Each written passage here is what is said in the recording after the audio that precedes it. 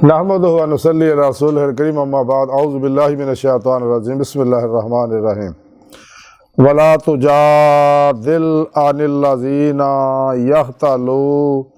यख्तनूना अनफुसहुम इन्नल्लाहा ला युहिब्बु मन काना खव्वानन असीमा सदक़ल्लाहु मौलाना अज़ीम व सदक़ रसूलुहुन नबियुल करीम ला इलाहा इल्लल्लाहु मुहम्मदुर रसूलुल्लाह कुर्रतैन बिका या रसूलल्लाह सल्लल्लाहु अलैहि व आलिहि वसल्लम। काबिल साद एहतराम मुअज़्ज़ज़ सामीन, अज दे दरस तसव्वुफ़ च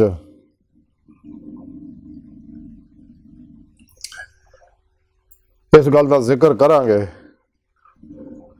कि गंदियां लोगों की तरह झगड़ा ना करो जिहड़े अपने दिल च दगा रखते हैं। कुरान करीम की सूरह निसा की 107वीं आयत पाक जिहड़ी मैनूं तलावत करना तुहानूं सुनने का शरफ हासिल होया। इस आयत पाक सुने रब ने फरमाया कि और उन्होंने लोगों की तरह मत बनो और उन्होंने लोगों की तरह मत झगड़ो और उन्होंने लोगों की तरह मत झगड़ो जिहड़े अपने दिल में दगा रखते हैं। तेरे में जरा भी शक नहीं, अल्लाह उन्होंने पसंद नहीं करता जिहड़ा दगाबाज गुनाहगार है। रब सोहना फरमांदे आ जिहड़े दिल के गंदे लोग आ दगाबाज है, मैं उन्होंने कदे पसंद नहीं करता। इस वास्ते दगाबाज लोग जिहड़े झगड़ालू होंदे ने, बड़ी बड़ी गल तो अपने मफाद वास्ते हर वेले झगड़े ते फौरन उतरे आउंदे ने, फौरन गुस्सा कर जाते हैं। अल्लाह पाक फरमांदा इदां दे ना बनो, तो मैं इहो जिहे लोगों को पसंद नहीं करता हैगा।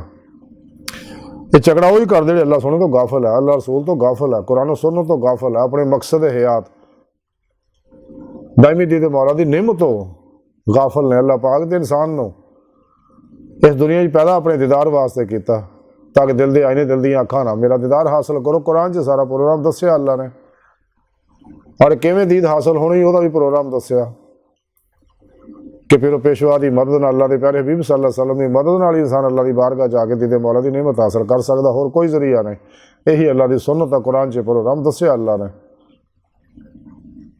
फत्ताबिऊनी कि मेरे हबीब की इत्तबा करो, वब्तगू लल वसीला वजाहिदू फी सबीलिही कि फिर मुर्शिद फोड़ो फिर राज रियाज तो मुजाहिदा मेहनत करो ताकि रूह जिसम जो निकल के अल्लाह की बारगाह तक रसाई हासिल करे, दीदे मौला की नेमत हासिल करे जिस मकसद वास्ते अल्लाह ने इन्होंने पैदा किया ताकि आखिर च इन खुलियां अखां दीदे मौला की नेमत नसीब होवे।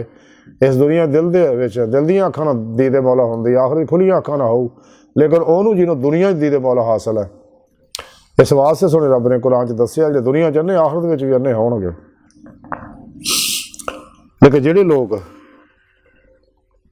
शैतानी प्रोग्रामां तो दूर रहिंदे आ, नफ्से मारा जिहड़ा इंसान नूं बुराइयां फसाउंदा, झगड़ालू बनाउंदा, दगाबाज बनाउंदा, तो जो इंसान ये पिछे लगेगा तो तबाह बर्बाद हो जाएगा। इंसान नूं चाहिए अपने नफ्से मारा नूं मुतमइन्ना बनाए ताकि इंसान अपना मकसद हयात हासिल कर सके।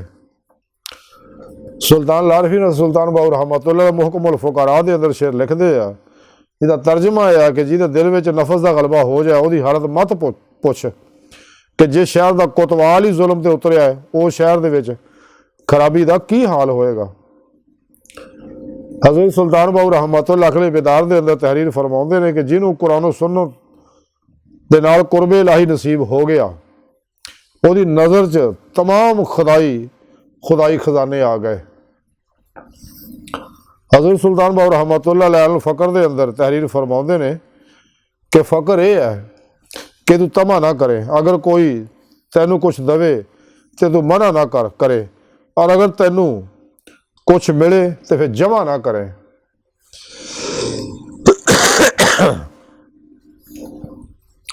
हज़रत सुल्तान बाऊ रहमतुल्लाह अलैह फ़कर दे अंदर तहरीर फरमाते जो शख्स चाहता कि उन्होंने अल्लाह पाक की दोस्ती नसीब हो जाए तो उन्हें चाहिए हर वक्त नमाज दायमी दे विच मशगूल रहे, यानी तसव्वुर इसमें अल्लाह ज़ात दे अंदर दे जरिए अल्लाह की ज़ात च डुबा रहे। ये नेमत जिंदा दिलों हासिल होंगी, मुर्दा दिलों हासिल नहीं होंगी। इस वास्ते कलंदर लाहौरी इकबाल ने फरमाया इलामा इकबाल ने कि दिल मुर्दा दिल नहीं है ऐसे जिंदा कर दोबारा, कि यही है उम्मतों के मर्ज़े कौन का चारा। बेहजूरी है तेरी मौत का राज, जिंदा है तो बेहजूर नहीं। और नेमतां जिहड़ियां इत्तेहानी मौला जिहड़ा ये दायमी फर्ज है, तो जिन्होंने ये रोज़े रस हासिल है नेमत होई हुई है, तो वह ये दुनिया विच भी आके कलमर ज़ाते मौला डुबे रहंदे ही नमाज़े इश्क है, तो जिन्होंने ये तौफीक मिल गई उन्होंने ही दीदे मौला का कमाल हासिल होंदा। वो हमेशा दुनिया की बर्दाश्त करता, लोगों को अपने तो चंगा समझदा, गुनाहगारां भी चंगा समझदा, इसलिए कि हो सकता वह ये आखिरी गुनाह होवे ते साडी नेकी आखिरी नेकी होवे।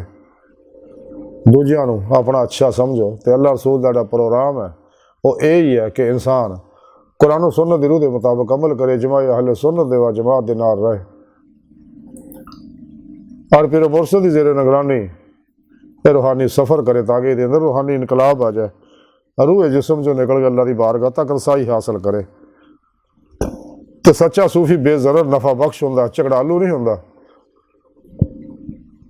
जिहड़े अल्लाह तो गाफिल है वो ही झगड़ालू होंदे ने। अल्लाह सोहना फरमांदा झगड़ा करने वाले दगाबाज़ां नूं मैं नहीं पसंद करता। अल्लाह सोहना दी बारगाह दिल दी गहराइयां दुआ है कि अल्लाह सोहना हस्ता बड़े हकीर पर तकसीर मारे कमज़ोर कम इल्म आजिज़ मस्कीन बेसहारा इंसान है। अपने प्यारे हबीब सल्लल्लाहु अलैहि वसल्लम का सदका सानू दुनिया कबर और आखिरत सारा ता फरमा, हर जगह साड़ी मदद फरमाए, साड़ियां खता गुनाह गलतियां लक्ष्य माफ़ फरमाए, अपने दायमी दीदार दी नेमत उज़्मा दौलत कुबरा अता फरमाए। अल्लाह बस बाकी सब हवस वमा अलैना इल्लल बलाग।